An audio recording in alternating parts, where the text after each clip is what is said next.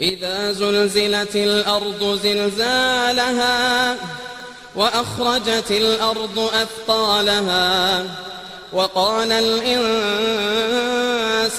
ما لها يومئذ تحدث أخبارها بأن ربك أوحى لها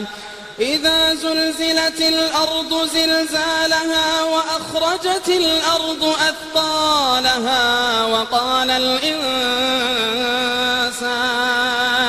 إذا زلزلت الأرض زلزالها وأخرجت الأرض أثقالها وقال الإنسان ما لها يومئذ